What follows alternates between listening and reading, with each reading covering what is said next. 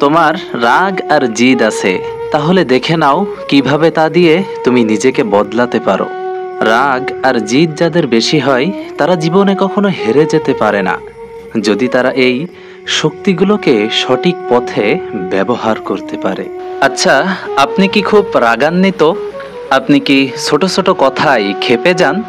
মনে রাখবেন, ইতিহাসের সবচেয়ে বড় বিজয়ীরা ছিলেন সেই সব মানুষ যাদের ভেতরে ছিল অসীম জিদ, তীব্র রাগ, কিন্তু তারা এটিকে রূপান্তর করেছিলেন ইতিবাচক শক্তিতে। Doctor APJ Abdul Kalam sir একজন বিজ্ঞানী, একজন শিক্ষক এবং ভারতের প্রাক্তন রাষ্ট্রপতি। তার জীবন আমাদের শেখায় কিভাবে জিদ আর রাগকে স্বপ্নে কাজের শক্তিতে পরিণত করতে হয়। একটা ছোট্ট কাহিনী বলি। একজন দরিদ্র পরিবারের সন্তান ছেলেবেলায় কাগজ বিলি করতেন, কিন্তু তার চোখে ছিল স্বপ্ন আকাশ ছোঁয়া, রকেট বানানোর। তিনি রেগে যেতেন যখন তাকে কেউ বলতো তুমি পারবে না। তখন তার মন বলতো আমি কথায় নয়, কাজে প্রমাণ করেই দেখাবো। এই জিদই তাকে বানিয়েছে একজন missile man. Doctor Kalam sir বলতেন, if you want to shine like the sun, first brain like the sun. সূর্যের মতো জ্বলতে চাইলে সূর্যের মতো পুড়তে শেখো।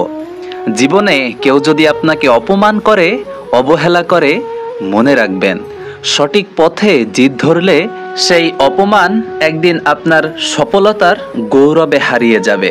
এই রাগ যদি নিয়ন্ত্রণে রাখা যায়, সেটাই হয়ে উঠতে পারে চরম এক মনোসংযোগ। ডক্টর কালাম স্যার বহুবার ব্যর্থ হয়েছেন। SLV-3 রকেট প্রথমে ব্যর্থ হয়েছিল, পুরো দেশ তাকে নিয়ে হাসাহাসি করেছিল, কিন্তু তিনি রেগে গিয়ে কাউকে গালি দিলেন না, বরং নিজেকে বললেন আমি থামবো না, আমি হার মানব না। এই জিদই তাকে সাফল্যের চূড়ায় নিয়ে গেল। ডক্টর কালাম স্যারের জীবনের একটি সত্য ঘটনা। একবার তার একটি প্রজেক্ট ব্যর্থ হয়েছিল। মিডিয়া এবং রাজনীতিবিদেরা সমালোচনা শুরু করে। তখন তার বস সতীশ ধাওয়ান সব দায় নিজের কাঁধে নিয়েছিলেন। এরপর যখন সেই প্রজেক্টটা সফল হয়, তখন সতীশ ধাওয়ান বললেন আজ কালামকে সামনে যাও। এই ঘটনা কালাম স্যারের মনে গেঁথে যায়। তিনি শিখলেন নেতৃত্ব মানে হলো দায়িত্ব নেওয়া, এবং জিদ মানে হলো শেষ না হওয়া পর্যন্ত চেষ্টা চালিয়ে যাওয়া। তিনি সবসময় তরুণদের বলতেন, dream dream dreams transform into thoughts and thoughts result in action.